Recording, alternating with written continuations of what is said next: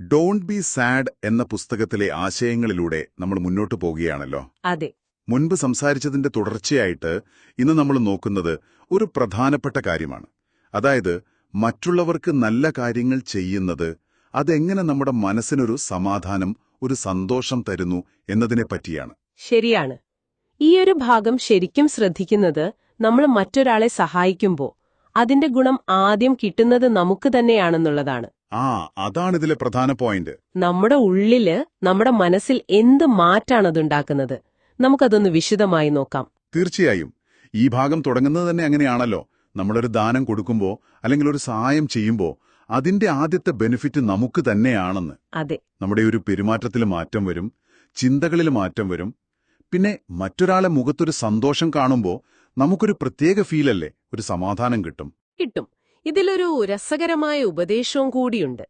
നിങ്ങൾക്കൊരു വിഷമം അല്ലെങ്കിൽ ഒരു പ്രയാസമൊക്കെ ഉണ്ടെങ്കിൽ അപ്പോ പോയിട്ട് മറ്റുള്ളവരോട് ദയ കാണിക്കാൻ, പാവപ്പെട്ടവരെ സഹായിക്കാൻ, കഷ്ടപ്പെടുന്നവർക്കൊരു കൈത്താങ്ങാകാൻ, അല്ലെങ്കിൽ രോഗികളെ പോയി കാണാനൊക്കെയാണ് പറയുന്നത്. നമുക്കൊരാശ്വാസം കിട്ടുമെന്നാണ് പറയുന്നത്.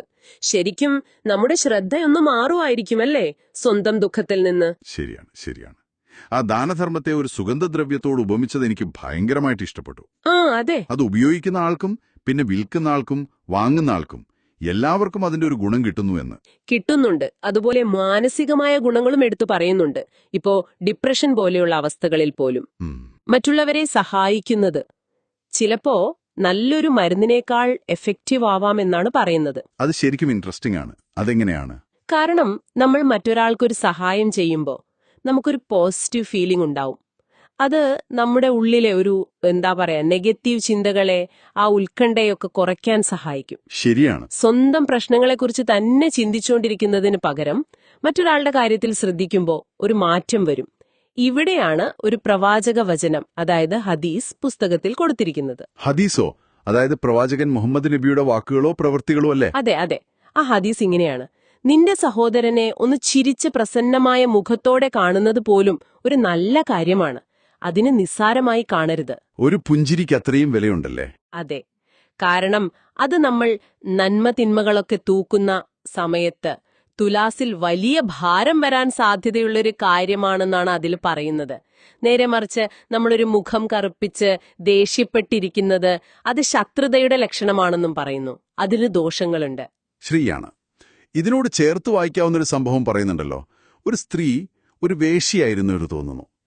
അതെ. അവർ ദാഹിച്ചു വലഞ്ഞ ഒരു നായയ്ക്ക് വെള്ളം കൊടുത്തു, അതുകൊണ്ട് അവർക്ക് സ്വർഗം കിട്ടിയെന്ന്. ഇതെന്താണ് ശരിക്കും അർത്ഥമാക്കുന്നത്? ഇത് പ്രധാനമായും വിരൽ ചൂണ്ടുന്നത് അള്ളാഹുവിന്റെ കാരുണ്യത്തിലേക്കാണ്. അവൻ എത്രത്തോളം പൊറുക്കുന്നവനാണ്, എത്രത്തോളം നന്മയെ ഇഷ്ടപ്പെടുന്നു എന്നതിലേക്കാണ്. ആ സ്ത്രീയുടെ മറ്റ് കാര്യങ്ങൾ എന്താണെന്നതിനേക്കാൾ ആ ഒരു നിമിഷത്തിൽ അവർ കാണിച്ച ദയ, ആ ഒരു കാരുണ്യം അള്ളാഹു സ്വീകരിച്ചു. ചെറിയ നന്മകൾക്ക് പോലും വലിയ വിലയുണ്ട് എന്ന്. ഇതിന്റെ ഒരു തുടർച്ചയായിട്ട്, അല്ലെങ്കിൽ ഇതിനെ കുറച്ചുകൂടി ആഴം നൽകുന്ന മറ്റൊരു ഹദീസ് പേജ് 121 പറയുന്നുണ്ട്. അതെന്താണ്?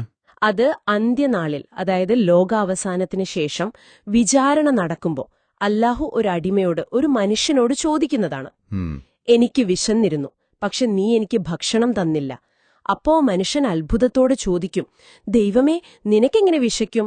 നീ ലോകത്തിന്റെ മുഴുവൻ രക്ഷിതാവല്ലേ? ശരിയാണ്, അത്ഭുതം തോന്നും. അപ്പൊ അല്ലാഹു മറുപടി പറയും, എന്റെ ഇന്ന ഒരു അടിമ, ഒരു പാവപ്പെട്ടവൻ വിശന്നിരിക്കുന്നത് നീ അറിഞ്ഞിരുന്നില്ലേ?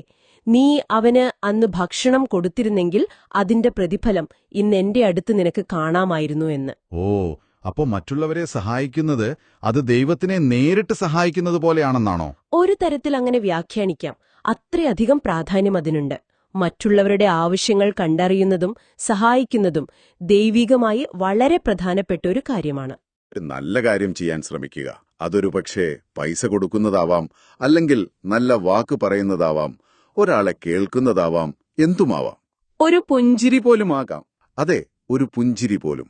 അങ്ങനെ ചെയ്യുമ്പോൾ നമുക്ക് തന്നെ ഒരു സന്തോഷം, ഒരു ആശ്വാസം തിരിച്ചു കിട്ടും. ഇതാണല്ലേ ഈ ഭാഗത്തിന്റെ ഒരു കാതൽ. കൃത്യമായി. നമ്മൾ കൊടുക്കുന്നതിലൂടെ ശരിക്കും നമുക്ക് തന്നെയാണ് കിട്ടുന്നത് സമാധാനം, സന്തോഷം, സംതൃപ്തിയൊക്കെ.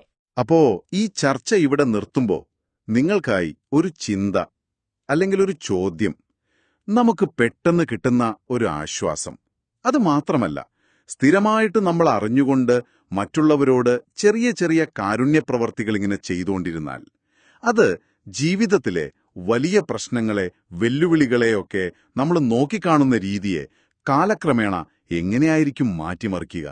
അതൊന്ന് ആലോചിച്ചു നോക്കാവുന്നതാണ്.